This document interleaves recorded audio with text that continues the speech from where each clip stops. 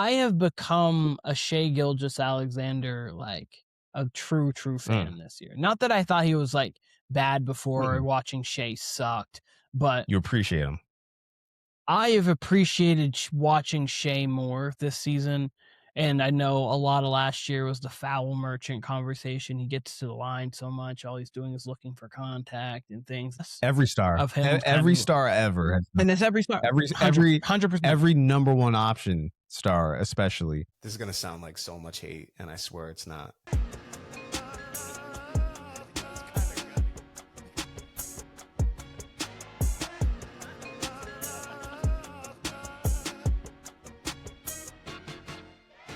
Welcome back to the Warner Brothers podcast. This is part 2 of our conclusion of the 2025-2026 NBA season.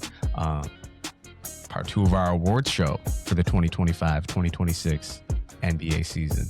If you just listen to part 1, or if you're doing it in reverse, this will be Keenan and I's superlatives for this past NBA season.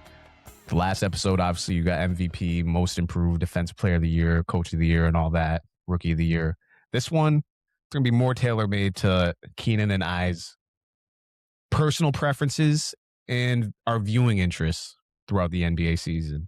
So I think it's going to be a lot of fun. We did this with Brandon last year. We had a lot of fun with it, and I think we're going to make it an annual thing. Yeah. Keenan, any thoughts before we get started here? No, this is the more fun award show for me because I think we just have fun with it because a lot of the regular awards, we do it cool. I like how we do it. We just do what we feel. It's not like diluted with what it has to be, but this one's fun just because we have a lot of fun things and we get to preview the playoffs a little bit too, which I like. Sure. Without further ado, Keenan, do you want to go in order of how I sent them, or should we just pluck them at random? I'll let you decide. No, just pluck them at random. Really? Ooh, okay. Yep, okay. Pluck them at random. Well, with that being said, Keenan, I'll let you pick the first category. I'm going to go with most confusing player. Okay, I like it. Do you want me to just pick the category, or you want me to actually give my person? Category and player. Give your award, Keenan. Give your superlative. My most confusing player is probably going to be confusing to some people, but it's Trae Young. Okay. As my most confusing player. Okay. Why did Trae Young confuse me this year? Because the Atlanta Hawks, he only played 10 games, I believe, for the Hawks this year. They were 2-8, or he's 2-13 overall this year as a player. 5 with the Wizards, 8 with the Hawks. And the Hawks now are the 6th seed. They went on a crazy streak after they traded him and they traded Kristaps Porzingis. And then you go back and you go through the game logs and what he was doing in years before. Like, he always was putting up stats. Year before, they were 22-32 with him. The year before that, they were 38-35. They did get to the playoffs. Year before that, they were a 500 team. And then the year before that, that was the COVID year, where they got to the conference finals. And it's crazy how your mindset changes on a player when they have success early. They get such a much longer runway because you saw it early.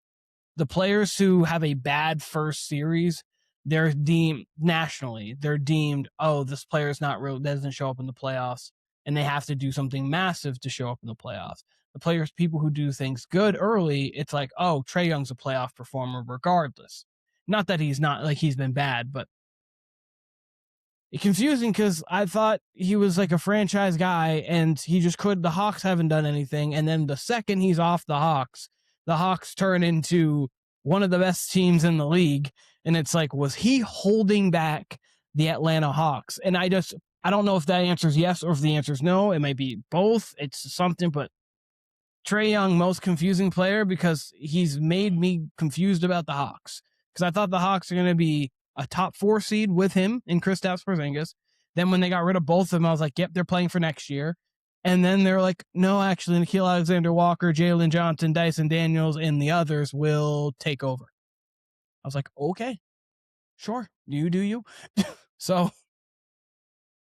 Yeah, it's interesting because what really spurred the Trae Young trade was he gets injured early in the year, and the Hawks play a different style of play without him. The ball moves more freely. They start winning. They were still in the 500 boat, but they were very clearly playing a different style and playing better without Trae, even with the wins and losses kind of remaining the same. Then, like you said, they obviously trade him, and then they really take off, which is, I'm still confused about it, to be quite honest with you, because it looked like they were locked into the play-in spot after the All-Star break. Then they go 14-1 over a 15-game stretch here within the last month and a half. Unreal. You're right about Trae. I've had this weird thing with Trae Young where I hated how celebrated that Hawks team was when they made it to the conference finals, because it was like, all right, if Ben Simmons just like can just keep his head on straight and play normal basketball like he did every other game that season before he gets fouled there, Sixers very obviously go to the conference finals. Which, by the way, we haven't even talked about Joel Embiid and appendicitis yet. We made it the whole first episode without talking about that. But we did. Like, I always thought that was overblown. I thought they were going to fall back the next year, and I think they did. I think they've been in the play-in ever since that season, to be honest with you. They've made one playoff since. And that being said, they took the Celtics to 6. Yeah. Because that was a year where, like, I thought Boston was going to blow this team out the water, and they took them to 6. And I don't even remember that series, to be quite honest with you. But Trae Young is still this player who, again, though I think that team was overrated, I couldn't wait for the second part of his career. And it came quicker than expected, Keenan, because like you, I actually thought, like, okay, this could be the year he gets traded. But then when they got Porzingis and all those guys, I couldn't wait to see how this team performed with Trae Young. And it just didn't click. Even though it was a small sample size, it didn't click. And now we do officially get the second half of his career next year with an injured Anthony Davis, an oft-injured Anthony Davis, and all these young guys in Washington. I can't wait, whether it's next year or down the road, I can't wait for the time that Trae Young is back in the playoffs, because I do think he's a big game player. He's someone who I'd want on my side. He can't defend, but he's uber talented with the ball. Sometimes you just straight up cannot stay in front of Trae Young with the ball. His 3-point shooting has never been what we expected. So I completely get it, Keen. This is a great pick with Trae Young. I'm actually going in the same vein with my pick.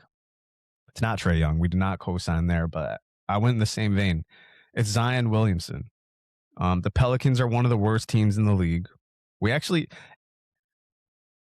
just talked about Zion kind of at length in the last podcast, so I feel like this is piling on here, but hey, he played the most games of his career with 62, maybe even 63 as of today, actually. So if he's playing today, Keaton, you can check. He'll have either 62 or 63 games played, which will be his career high. And his averages are 21 points, 5.7 rebounds, just under 6 rebounds, and I think 2 or 3 assists, which is fine. But if you, Keenan, and we said this last podcast, if you would have told me and you 7 years ago, I believe, was his rookie year, 6 or 7 years. If you would have told us no playoff berths and like no significant moment in his NBA career through 7 years, through this whole entire decade, we would have laughed at you. We would have laughed at you. And the weirdest thing about it, and again, I feel like I'm repeating myself from our podcast from last week, but when he's on the court, he's still impactful. He's like, you can't guard him. You can't do anything with him, but he's also not making anyone around him better. He's not really excelling at rebounding, which you figure his athleticism would give you some rebounding advantage there. 6 rebounds a game for your career with that athletic profile, though he is only like 6'7" roughly in height, is a problem. He can create for others. Nothing of no on defense either in his career. Not a bad defender, not a plus defender either. So for him to be, let me get the exact count here, whether it's 6 or 7, but for him to play this entire decade. He's played in 6 seasons. He's been in the league for 7 years. Seasons. So he's played, he has played, I'll get the game. So he's played 276 games in his NBA career. which is, not much. And he doesn't have the playoff tab in Basketball Reference. Yeah, not at all. Not at all, because the one time he could have made it there, he got injured in the closing minutes of the play-in game versus the Lakers. While playing arguably the best game of his NBA For sure. It looked like it was actually happening for him. And we were going to see a LeBron Zion showdown for the final 4 minutes or whatever it was. He got injured. So Zion's my pick. You could probably pick Zion every year, but it really makes me wonder, where does he go from here? Because the Pelicans, they remain in the lottery. He remains an intriguing talent. What's his trade value? Where is he playing next year? The Pelicans are normally able, how his contract's set up, it's kind of like a NFL contract where it's non-guaranteed. Embiid's was similar to this early on in his career as well. So I don't know, because of the games played, maybe if his contract's guaranteed for next year or what the deal is.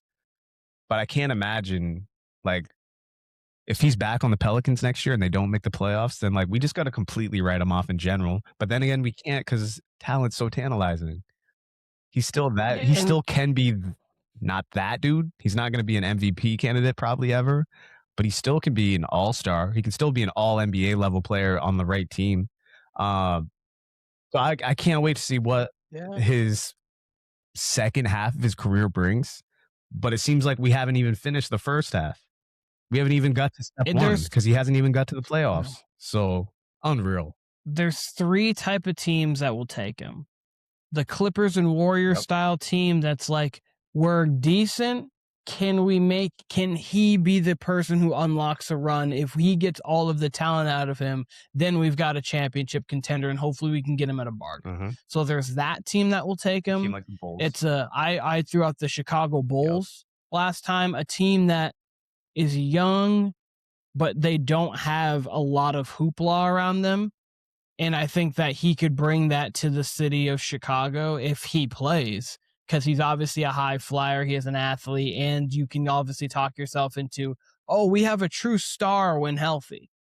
It'll be that, or it will be just a random not Wizards, because they've got themselves like a Kings trying to just do something for their organization. They're like, you know what? Trying to sell to their guys. Yeah, we've got we're moving in the right direction. We've got Zion, and then it doesn't work out there in Sacramento. Or maybe they manage to pull it out, but probably not. Like, those are one of the 3. I wouldn't see like the Thunder or the Nuggets or a team like that, even though I would love to see him on the Nuggets team. Jokic could get the best, put him in the dunker spot. That kind of thing. I would love to see him on the team like the Nuggets, because you could get the best out of him with Jokic. Kind of like, you know what's crazy, Keenan? Or the Pistons, that would be, he'd just be a bruiser, and it'd be fun there too. But. You inadvertently, Keenan, you said Zion in that dunker spot, so that'd mean he'd replace Aaron Gordon. And Aaron Gordon, when he came in the league, was looked at as like this Blake Griffin, Larry Johnson type player. Like, I'm going to dunk all over you. And he's turned himself into like a Sean Marion type player. He's still got the athleticism, but he's using that athleticism to be a really good rebounder, an incredible inside-out defender, and he's just become this versatile glue guy who's really smart. And a lethal shooter. And then, by the way, a lethal shooter and a shot creator, which he's always had a little bit of the shot creator gene, but he's a weapon now, a certified weapon. Yeah. And Zion, we just haven't seen any growth. He's not really a shot creator outside of bulldozing, which is fine. Giannis has still got a career doing that. But does he want to be serious? We've seen it with Ja Morant. Ja Morant's another one who, is having his own troubles and will likely not be on the Grizzlies next year. But we've seen him look like he cares about basketball, get to the playoffs, and even drop 50 in a playoff game before getting injured.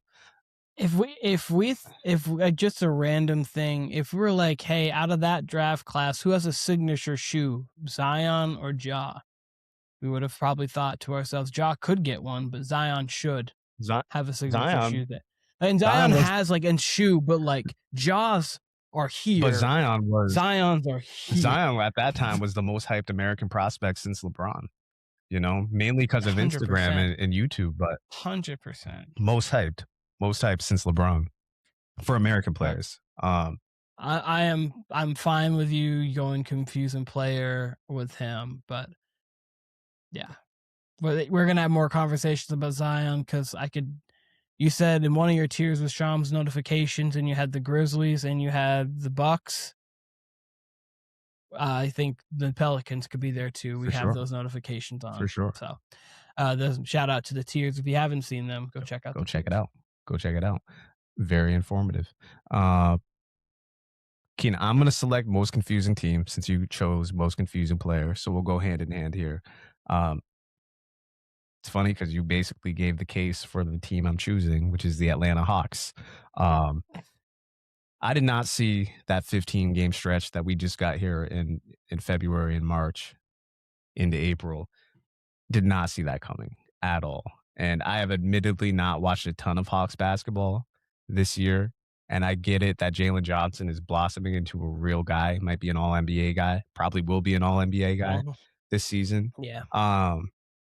But 14-1 this stretch of the season when guys are and teams are really trying to win, and you're supposed to be a team on the rise, like even 9-6 during that stretch would be great for a team like that. And they go 14-1. I don't care if it's real teams, injured teams, whatever. 14-1 in the NBA, you have to take that serious. Same with the Charlotte Hornets and how they've exploded since January. Just to add to your point, they lost to the Celtics by 7, the Knicks by 3, and the Cavs by 6 at the back half of the season, and they've beat the Cavs. Sure. So 3 of the best contenders in the East, they've played within 10 points of all 3 of them. So giving them legitimate games on top of it. I could throw also, I had the Cavs written down for this category too, just because they have so much talent and they're kind of stagnant. Not in a bad way. It doesn't seem like anything's necessarily wrong in Cleveland. But they're confusing for a different reason. Whereas the Hawks, like, where did this come from? What's the future hold? And is this real enough to where we can pick them? Because as we know now, Keenan, they're going to be playing the Knicks first round. Are they real enough to where we can actually say, hey, that's going to be a 6-7 game series? And you better think about not underestimating the Hawks if you're New York. If you're a Hawks fan, you better think about at least not being too happy with just the regular season. They could win this. So that's when I'm confused. When I say confused, I mean it like that. Is this team actually real? Because 14-1 over a 15-game stretch. And I think in that stretch was 10 or 13 straight or something like that. I don't know. Let's see what it is. Let's see how real this is, if it's real at all. Maybe it's not. I have one quick question for you. Are the Knicks happier that they're not seeing Trae Young in this first round? You know what? I only asked just because obviously he knocked them out of the playoffs on that run we were talking about. We've obviously talked about him already. So I'm just curious, do you think that they're happier or it's whatever for them? The New York Knicks or Knicks fans? Because Knicks, we'll go Knicks fans because I think the New York Knicks are fine regardless. It doesn't matter. It doesn't matter because Knicks could be playing the Raptors, Celtics, whoever first round. Whoever they played, there would still be fuck Trae Young chance inside and outside the Garden for whatever reason. That's their thing. It could be a Yankees game and you'll hear fuck Trae Young chants. So the fact that they should be Halliburton, but right, yeah, right. They probably is a fuck Tyrese chant, but fuck Trae Young rolls off the tongue a little better, right? So the fact that it is Atlanta, that means we probably will get more fuck Trae Young chants just by association. So, yep, fair. All right, so my team is the Los Angeles Lakers. It's a great pick. That's a great pick. I'm jealous of it. This team early in the season looked like there's no shot they can get even past the second round of the playoffs. There's no way. Then the same team, the same guys, nothing changed, looked as if, this team could probably have a puncher's chance to get to the conference finals and maybe we can see what happens there. Anything could happen. The same team. And then obviously injuries happen and that's not the confusing part because obviously Luka and Austin go down, but all year, and this isn't just because they're the Lakers, this is really just all year they've been a team that's been, we're this, we're this, we're going to miss the playoffs, we can compete for a chip. And they've just been a confusing team to watch. Obviously, they've had to figure things out. LeBron's had to change the way he played. Luka went from being very, very, very good to very, very, very, very, very good, and from the best player in the world for a stretch, the way he was playing. And then Austin Reeves was finding his niche. So, like, this team, just the ebbs and flows of how the same roster went from looking like they can't compete at all to actually they can compete. And then now people who felt like they could compete, it's like, if Luka just comes back and then Austin comes back, this team still has a shot. They've just confused me all year. Just because it's been the same guys. It's not like they added anybody. If they added somebody, it'd make more sense. But the same exact roster has been just doing this. And now you feel from here to here. So Lakers have confused me this year. I've got a rhetorical. Hold on. It's chewing my melatonin. No, you're good. You're good. I'm kind of jealous of this pick because I think it's a fantastic pick of the Lakers here. I actually disagree with you a little bit, though, because I do think you're right. It's the same cast of players. So that is why I would also pick them as a confusing team. But I think the reason's clear-cut as to why they turned it around. I think LeBron taking that Draymond Green role and like focusing on playmaking, rebounding, hustle plays, some defense. I think that really made things fall in line with his team. On top of no one getting traded at the deadline or people knowing what their roles are officially after the deadline. Because with the LeBron team, you just never know who is and who isn't going to be on your team after the first week of February.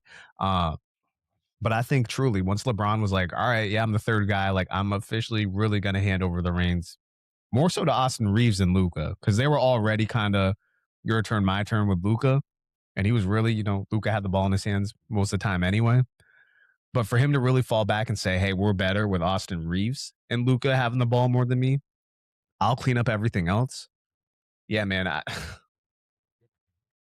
I mean, we'll talk about it more Friday when we get our playoff preview. But like, I'm assuming Luka will come back. He went to Spain.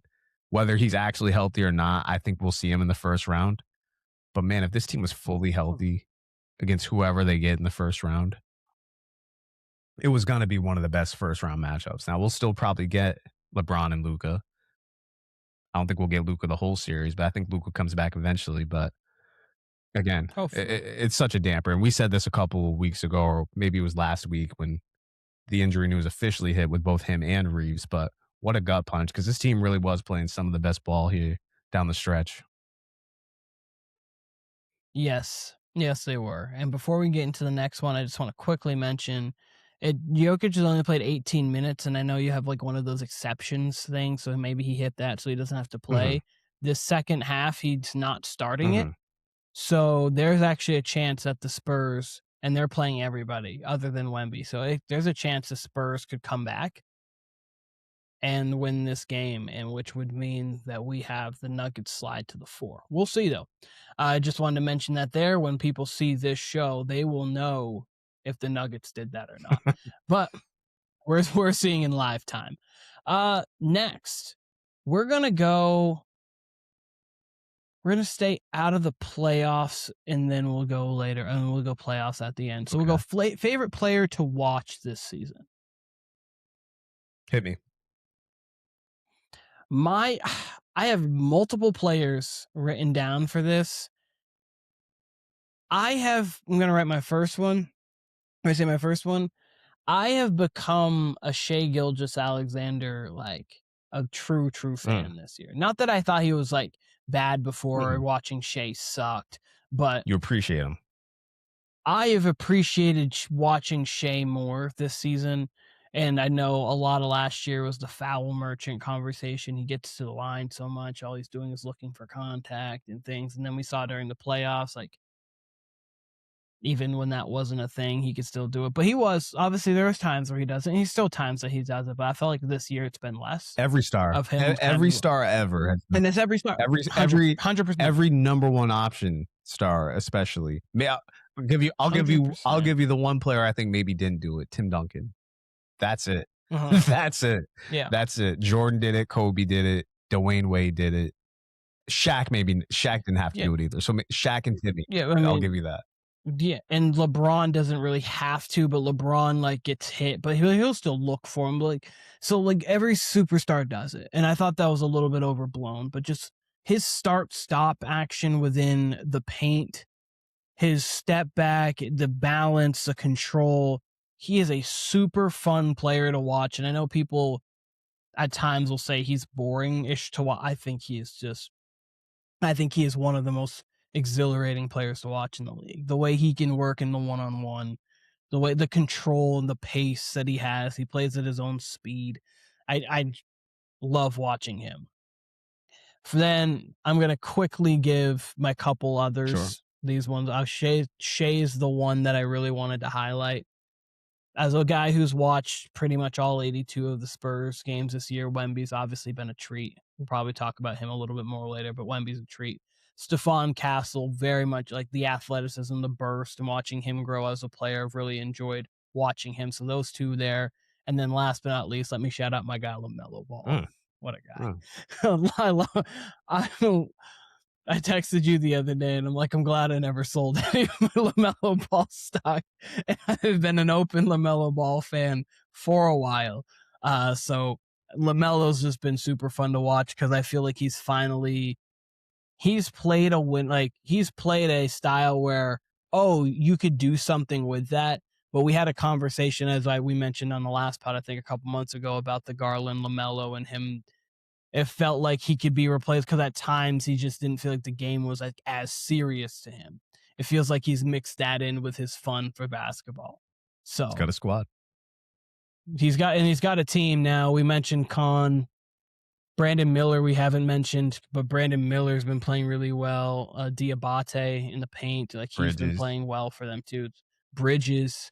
So they've got a team, especially that can develop for the future too. So I wanted to mention them, but Shai, if I had to choose one, Shai, just because I think he sometimes gets hated on a little too much.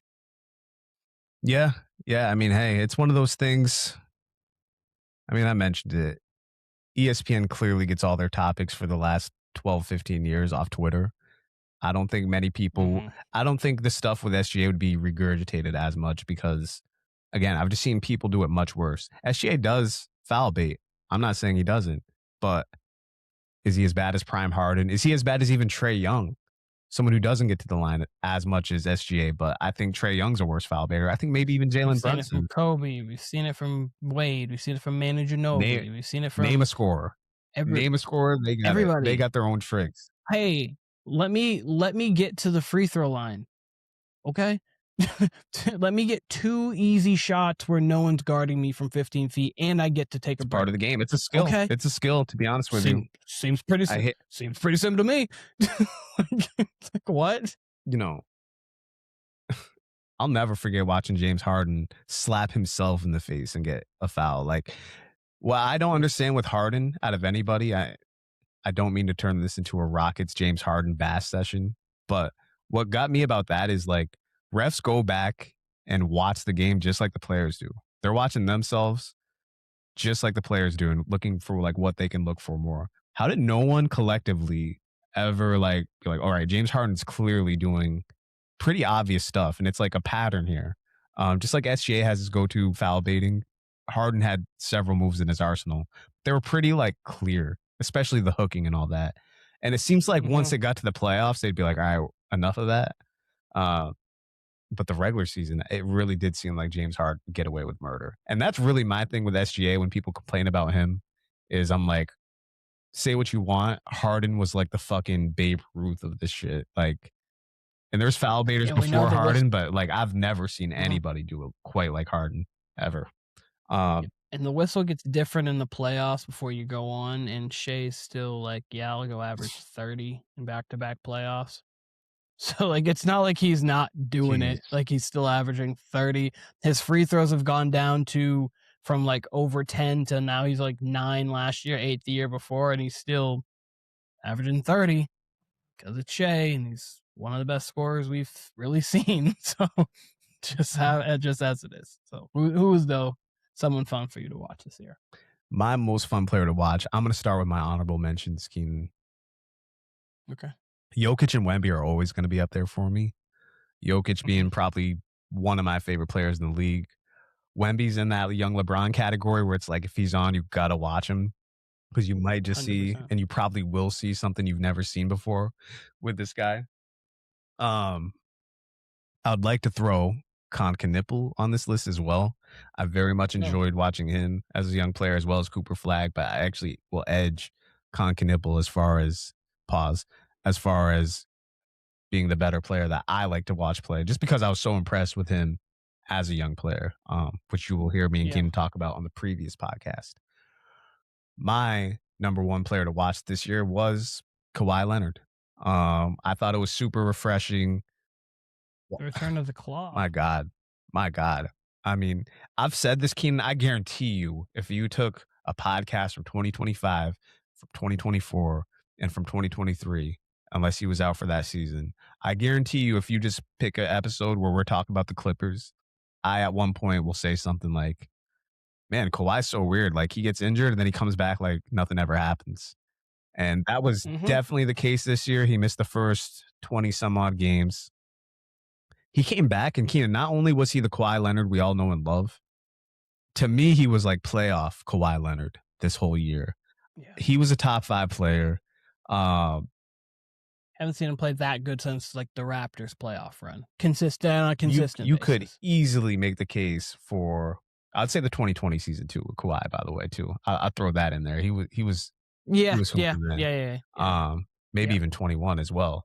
But when Kawhi's on, man, like he was this year, you can make the case he's as good as anybody.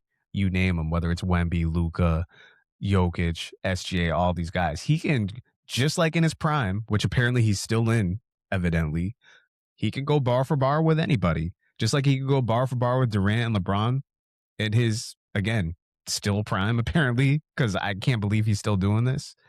But, you know, just the games, the scoring outbursts he'd have this year. As always with Kawhi, he's got outstanding shot selection, much like SGA. To watch him navigate like that, and him just, he can bully you in the post. When he chooses to shoot threes, you feel like they're always going in. Like, just typical vintage Kawhi stuff.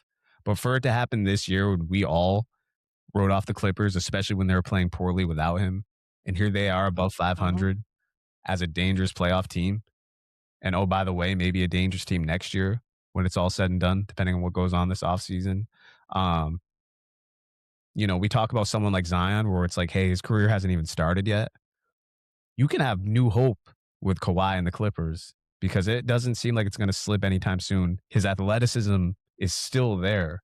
And much like Zion, Keenan, I mean, I could have put Kawhi in the most confusing player. It sounds like I'm making the case for Kawhi as most confusing player as well. But you can make the case, man. Like he's played the most games he has in quite a while, I believe. Like he did not miss games after he came back from his injury. You know, other than he was playing back-to-backs too, so, like, and not just like playing a couple minutes. He was playing like legitimate minutes in back-to-backs. Yeah, he breaks my brain. He played 65 this year. He played 68 a couple years back, but he was. I was gonna say he didn't play at this level, but he's really good because every year Kawhi plays. This has been every game. Other than that, he hasn't played since 16, 17. Yeah, it's unreal. Other than this, it's unreal. To the point where I'm thinking about changing my most confusing player to Kawhi because what is this? What the hell is this? I can't believe it's still going on. And I'm glad. And by the way, shouts to him on the All-Star game. He damn near brought it back himself this year. Yeah, no, him, Wemby, Ant, all three of them were actually taking it serious. And if they can continue to do that, it'll be good. But all right, these next ones should probably, we have a couple that can probably go quick. Sure. A couple that will probably not. Sure. Do you want to choose the next one? Is it my category? Yes, it is. I started. So we're on the fourth one. Let's go with. Let's get this out of the way because we kind of did it on the last podcast too, Keenan. White Boy of the Year. So this one I leaned to Cooper Flagg because obviously we talked Cooper and Con. And the reason why I leaned Cooper Flagg and didn't go a Co for this one is because when I remember like highlights and like moments, I'm going to remember a little bit more of Cooper's moments, even though like overall as a play, even though overall, like you can obviously argue that Khan had maybe even a better season, but I think the way Cooper Flagg played, it's crazy that we're talking about two white rookies again. And when they faced off the first time, Cooper had 49 and Khan had 36. So like they went back and forth.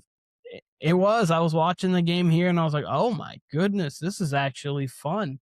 So again, we've mentioned Rick Barry and Billy Cunningham more over the last 3 pods or 3 pods now than we ever have. And I think unless someone can find one, everyone's first white rookie of the year race since then. So that game for the top 2. That game wasn't just fantastic; it was cawcastic.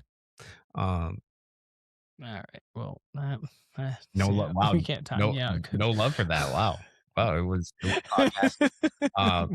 Cawcastic is crazy. I was laughing when you were making your case, Keenan, because I was gonna say the same exact thing you said.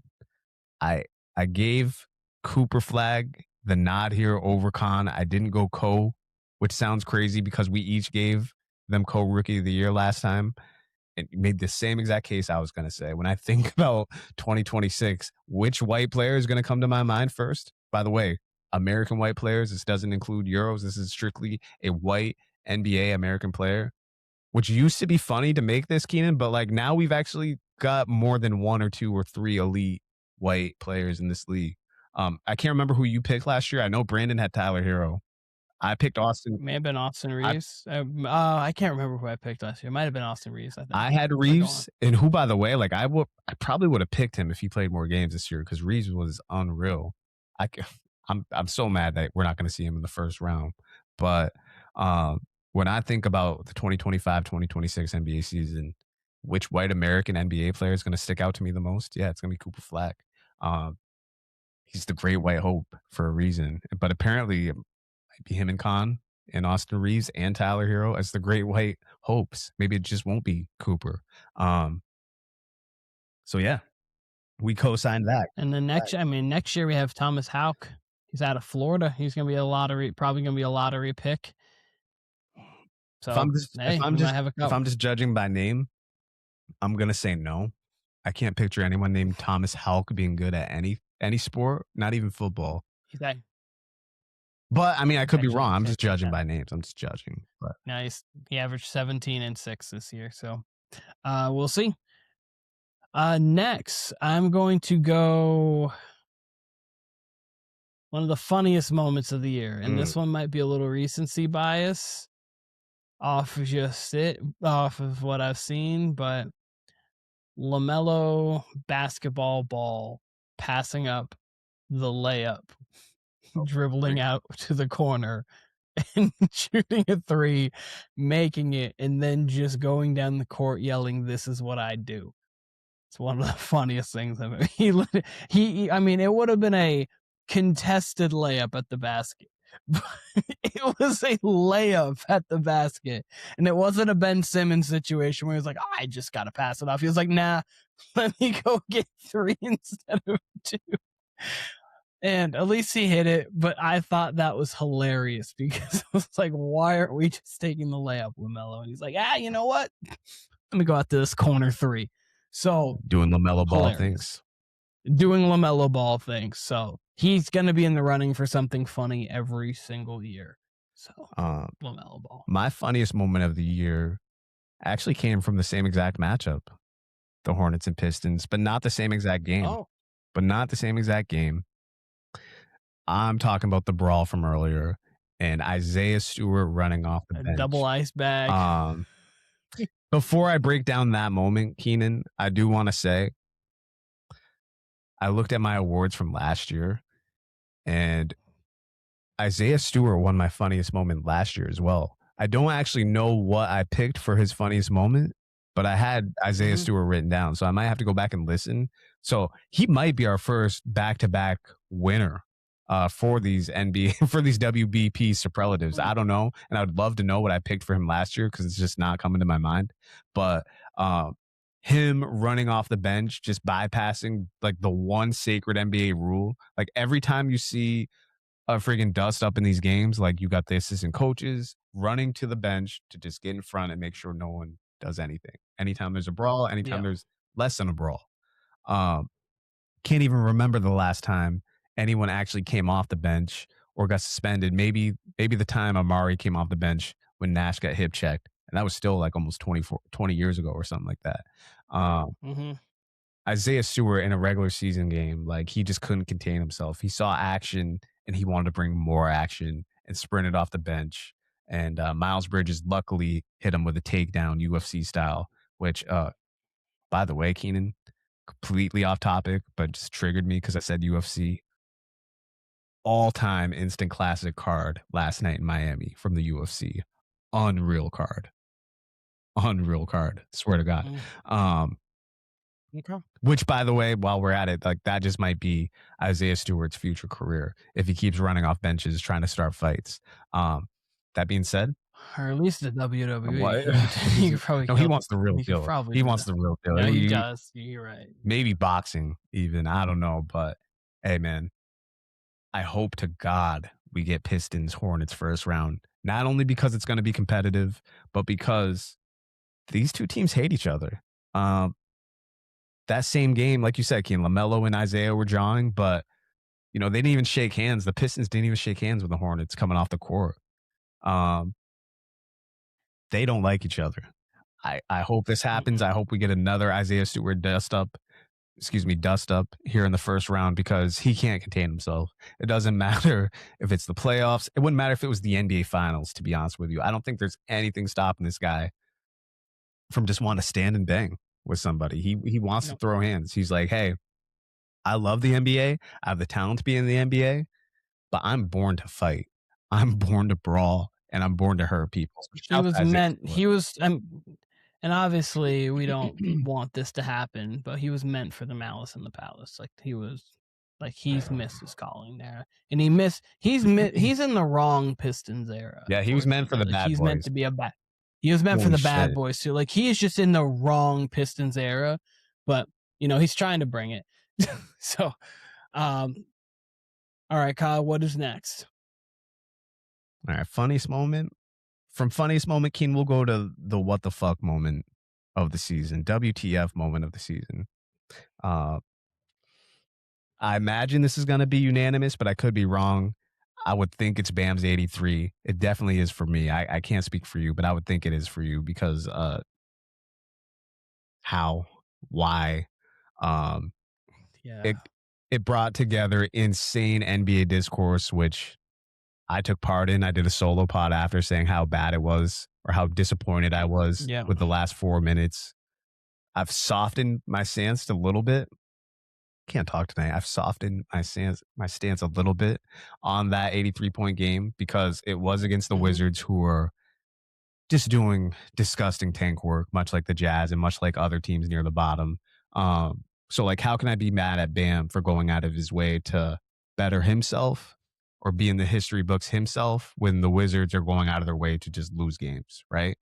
Like, that's kind of hypocritical of me. Though, again, I didn't love the foul chasing and, trying to get him the ball back extra quick and all this. There was stuff I didn't like, but I've definitely cooled off on saying how he cheated the game, which is still partly true. But, if I'm going to be mad at him, I got to be more mad at the Wizards, too, because they're just treating the whole season that way.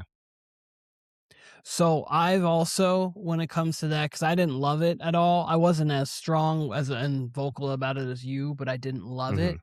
My feelings more have shifted just to, if I was in that position to do something that I'll never have the opportunity to do again, I probably would want to etch my name in the history books and now go down as an all-time. You now have an all-time moment regardless of how people feel. It just will now, as I said at the time, it won't be remembered like Kobe's 81. It won't be remembered by like the Luka 73, the Jokic 60 and 12, like Jokic game. Like, it just won't be remembered like those games, like where you're like, oh my God, this is one of the greatest athletic feats we've seen in the NBA. But no one scored more points than him that we've seen. Like Wilt has, but like We didn't see it. So no one scored more points than we've seen. That's all we can say. It's crazy. So that is mine. It's crazy. Too. It's crazy.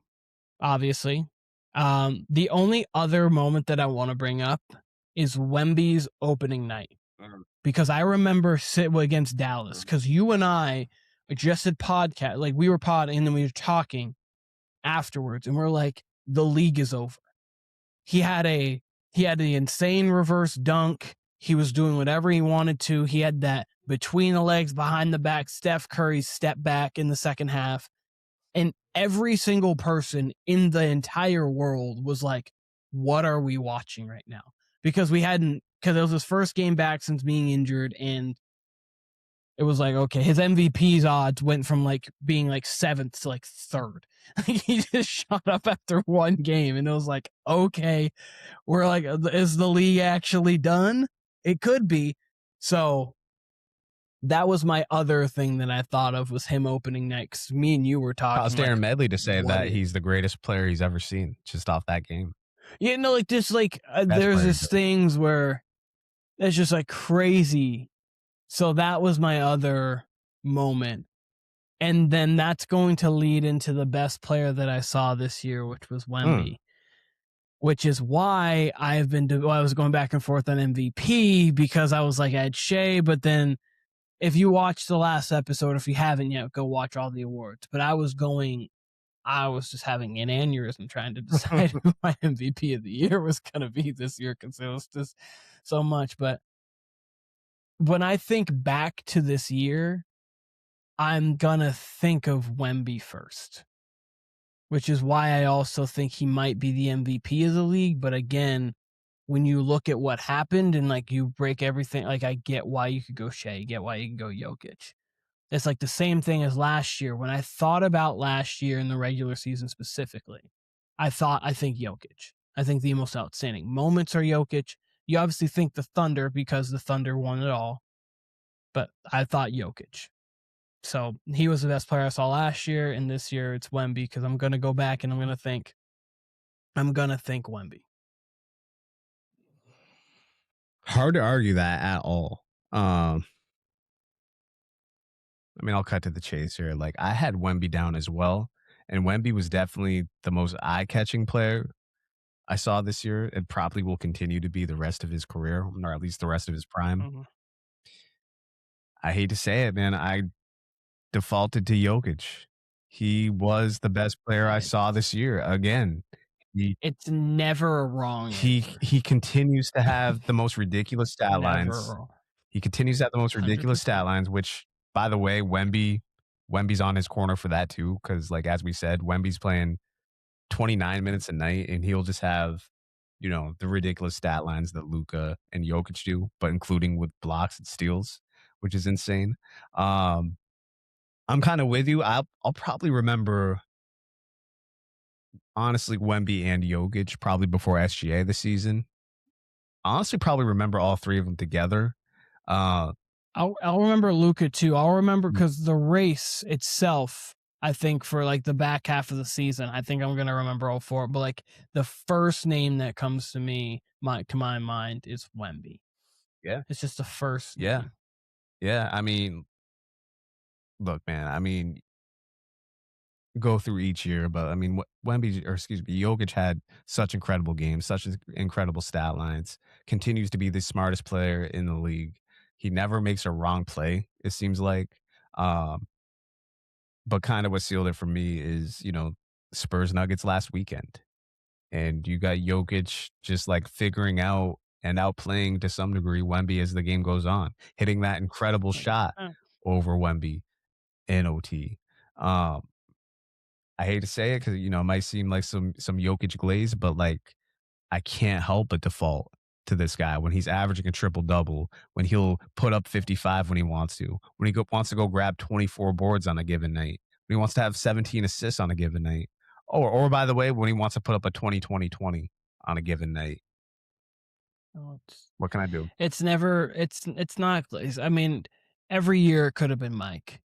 Right. Every year it could have been LeBron. Every year it could have been Dr. J. Every year it could have been Magic or Bird. When you're that great, every year you're that good. That's it. That's it. So if you default there, it's not a problem.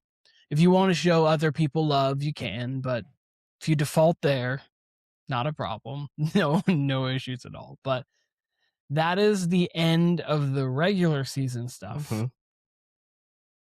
We always give a couple of postseason stuff. I'm going to start with the first one. Oh, isn't that my pick? Oh, wait, sorry. You can start with the first one. You're probably going to start with the same one I was going to. Let's see. I'm going to go round one upset pick. Oh, it wasn't. I thought about it, but it wasn't a different one. And if you've been paying attention to this podcast, maybe my pick's kind of obvious. This actually, or if you saw, shouts to Is the Hype Real. If you watched Is the Hype Real on Thursday, if not, go back and listen to it. That episode's up. John actually asked this question, and I gave this answer. Originally, Keenan would have been the Clippers and Sixers as first round upset watch, but Joel Embiid is cursed. I mean that literally. This guy's cursed. I don't know how do you just fall with appendicitis like a week before the playoffs when like everything, even as a 7th seed, which the Sixers are going to be a 7th seed or an 8th seed, I don't know, but they're in the play-in.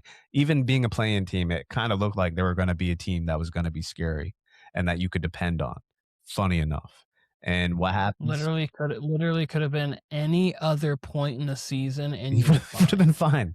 And it happens a week before, and it's going to take just over 2 weeks, which is, how long the first round usually lasts is 2 weeks. So I genuinely feel bad for Embiid.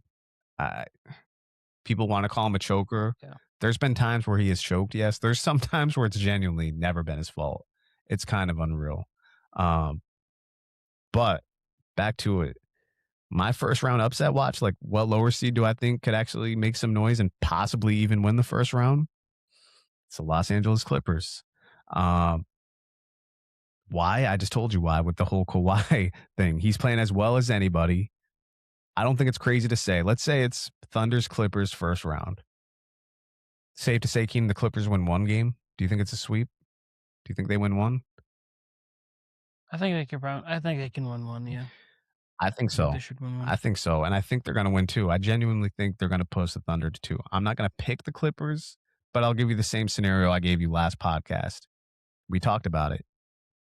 If someone's going to get up 2-0 on you, if the Clippers get up 2-0 on the Thunder, whoever they get in the first round, they're not going to be looking over their shoulder like all giddy, like, hey, we're up 2-0. No, they're going to take it as serious business. Ty Lue's won a championship. Kawhi's been a banner guy in this league and obviously has a couple championships. They've got a good young core who, again, is well coached because they're coached by Ty Lue. You add that with a superstar and you add a healthy Darius Garland in the mix with this, and all their 3-and-D guys that they have, and Benedict Mathurin, who just played well last postseason, they're not going to be afraid of anybody. Let them get 2-1 up on the Thunder, and yeah, it's going to put the fear of God in OKC a little bit. Again, OKC probably likely will win the series, I'm sure, but I don't think it's going to be a shellacking. I don't think it's going to be, any crazy type of work here. I think the Clippers are going to be in the series for a little bit, and I think they're going to put the fear of God in OKC just a little bit. Mine are each 3-6 matchups. So Wolves. I'm gonna say the Timberwolves specifically against the Nuggets because I think the Timberwolves would be favored against the Lakers due to the injury and all that stuff. So I don't even feel like that one to me is an upset. But against the Nuggets, I think that would be an upset. Absolutely. So that matchup, and then Atlanta and New York. I really like you were talking about Gilgeous-Alexander Walker on the last pod when we were talking about players who have improved. Jalen Johnson has been playing all NBA level basketball. Dyson Daniels. That team is playing together. Jonathan Kuminga looks like he has new bounce and new life. The Knicks have not thoroughly impressed me at this moment in time. They feel like they can be had. I know they're the better team. They should win. They have a chance to get to the finals. It's realistic. I understand that. But to me, I think I look at both 3-6 matchups and I'm like, yikes. That can go the distance. Fair enough. The Timberwolves have beat the Nuggets in a game 7 where they were down 20 plus and they came back. And then I know that Hawks team is young, but you don't know what you don't know. So round 1 upset, I got the 3-6 matchups, each of them.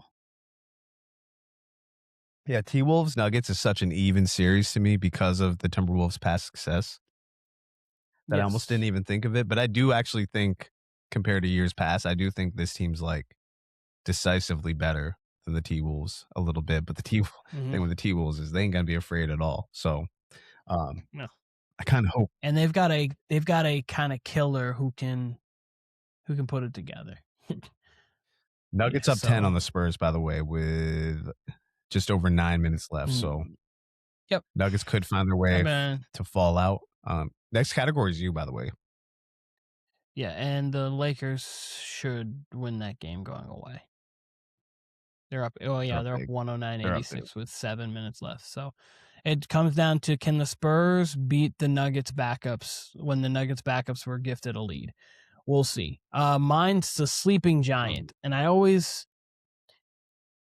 Jokic, of course, Shai, of course. So, like, those are not, but those Giants aren't sleeping. Those Giants are awake. Those are very visible. Giants.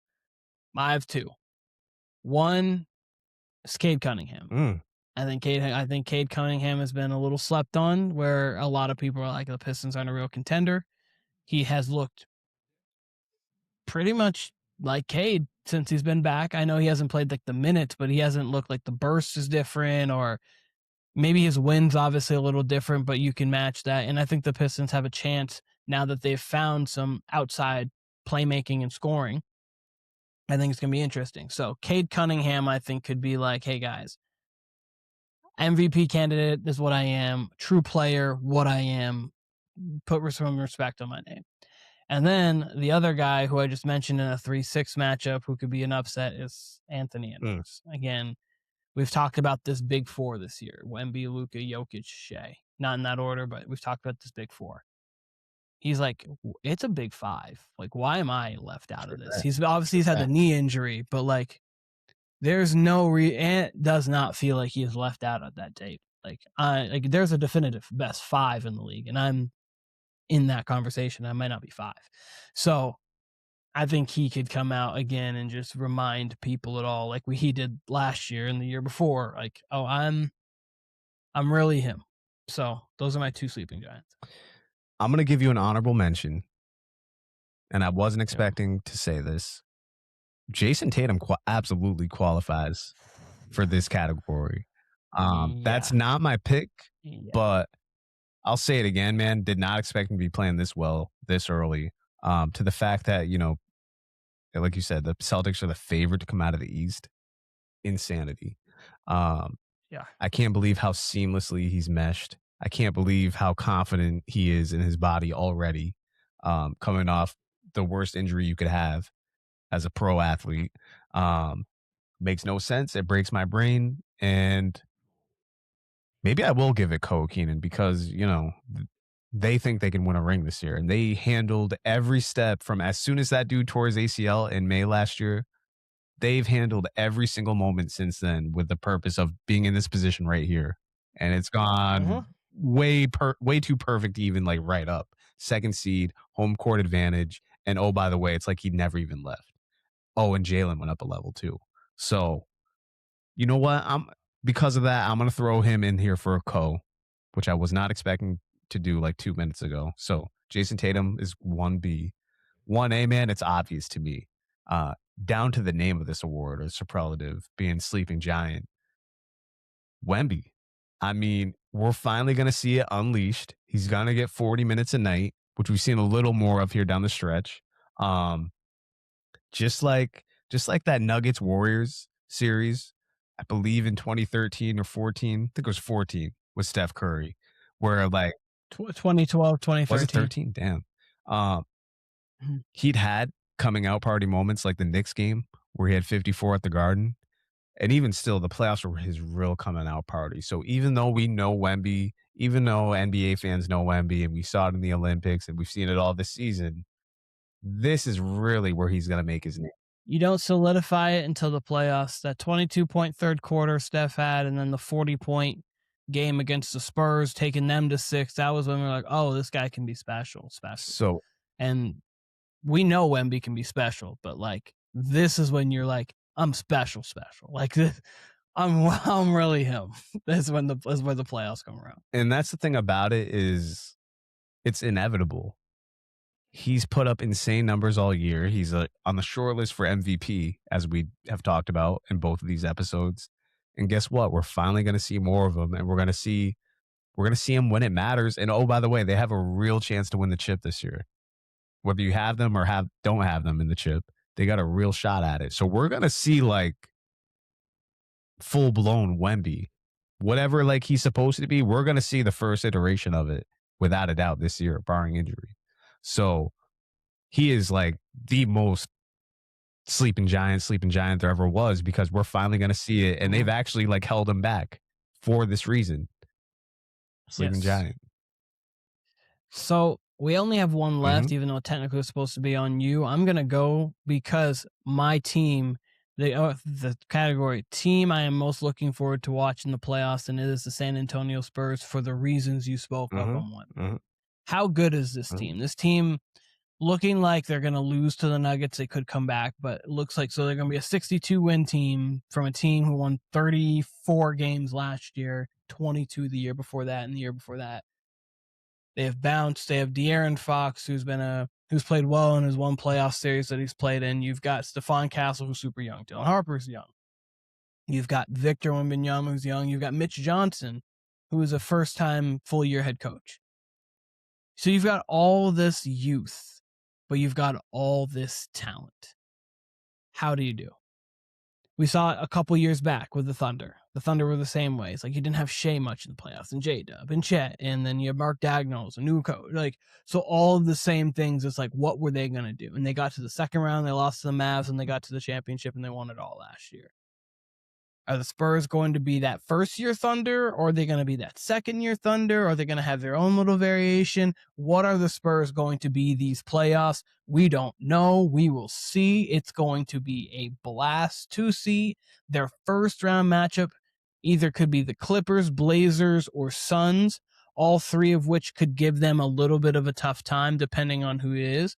And then from there, the West is only going to get more and more difficult. I don't think the Blazers are going to give them a tough time out of those three. I think that's why I said a little. I think the Suns are going to give them a tough time because the Suns have played them well all season. So even if I think it's going to be a tougher series. Clippers, of course, could give them a tough time. I think the Blazers, they could get out of there in 5 because the Blazers are a young team too. So like their hope is that they see the Blazers and then the Lakers and they can come back. They see the Lakers at the 3 who are injured and then they go on. But I'm really excited to see what the San Antonio Spurs are in as a playoff team, and a lot of the reasons why you said. So that's why I piggyback right off of that. I had the Spurs as well. I also had the Celtics written down for this. That's 100%. physical. That's actually who I have in ink is the Spurs and the Celtics. But for the purpose of this podcast, I'm changing my answer, and I'll change it on the graphics too. Actually, just because I feel like we've talked about the Spurs a ton, which they deserved it, and we talked about Wemby a ton through these 2 podcasts, and he deserves it. And I really just outlined the case for the Celtics when I just talked about Tatum being a sleeping giant. Like, they're the favorite now? Can they actually hold on to that? Can they actually get to the finals? If they can, that's a big deal because they've been there and they could win it. If they can get to the finals, they could win it. And I wouldn't have said that a month and a half ago. But for the purpose of this podcast, I'm going to pick the Cleveland Cavaliers. This is a team that is loaded with talent, that has an A-plus playoff performer in Donovan Mitchell. I say that even as someone who has never played in the conference finals, as someone who's never been to the NBA finals. His scoring average is as good as anybody's in the playoffs. It's up there with those guys. Yeah. Name those MJ, SGA, all those guys. He was my sleeping giant last year because I respect him so much. He shies away from zero moment. You've got him with a top 30 NBA player with James Harden. Who is 2 if you count Mobley. I'm talking about top 30 all time. James. So my bad. Mobley not there. Mobley not there. Sorry, I thought you meant in the league right now. But you perfectly said it right there. Mobley, who is the guy. Like, if they're ever going to do anything, especially this year, Evan Mobley's going to be the guy to take him over the top.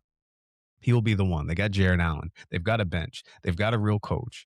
This is exactly the monologue I gave last podcast. But so these are a lot of the same topics, but I mean, for superlative reasons, yeah, it's the Cavs. They've got, I can make the case that they got more talent than anybody in the East, to be honest with you. And they're sitting at the 4 seed right now, which is where they want to be. They've kind of just been treading water the last 3 weeks here, all for this moment. And I really want to see what it looks like, because there's been a couple seasons here where it seemed, especially last season, where it seemed like, hey, they could and should make it to the conference finals. They got a little banged up. Well, now they're healthy. What are you going to do? Let's see it. I want to add an honorable mention team, because I 100% agree with what you just said. I want to add an honorable mention team that's very similar to the Cleveland Cavaliers in the Western Conference, and it's the Houston Rockets. What are you going to do? You guys are most likely going to get the Lakers in the first round. Luka might be back. Shouldn't be 100%. They're only going to have LeBron for the beginning. You should get to the second round. Steven Adams, good player. Important player because he gives you a different dynamic. Shouldn't make or break a championship team. Like, I mean, he could. I mean, he's good, but like, if you're that good, if Sengun's good, which he is, Kevin Durant, Amen Thompson, they've got Reed Shepherd, they've got players. What can you do?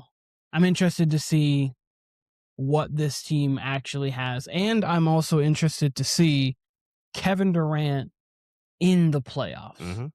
Not just the first round, but in the playoffs again.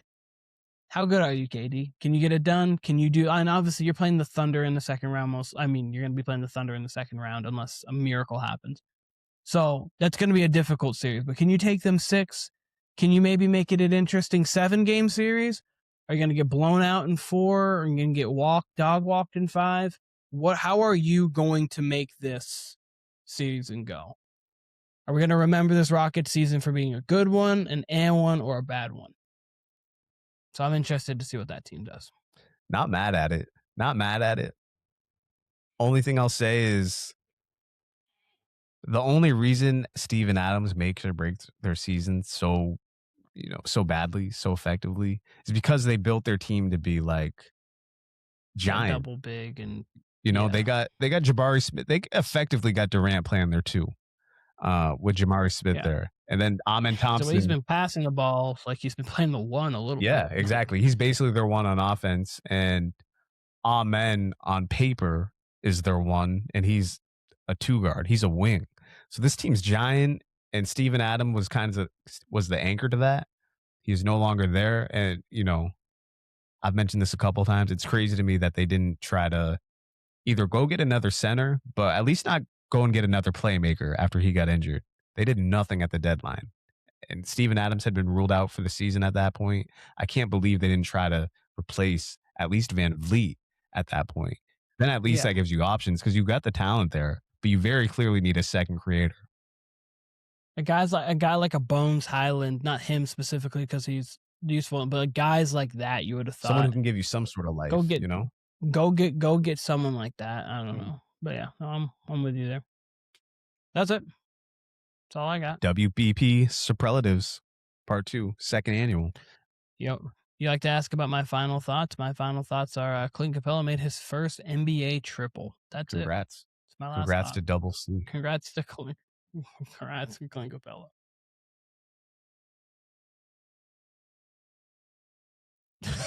I wasn't sure if it was you. Warner Brothers Podcast, YouTube, TikTok, and Instagram, all at Warner Brothers Podcast. We'll be back here talking about the NBA playoffs sooner rather than later. We'll have the matchups officially set. Excited to see what we have in store. But we'll be back here soon, Warner Brothers Podcast.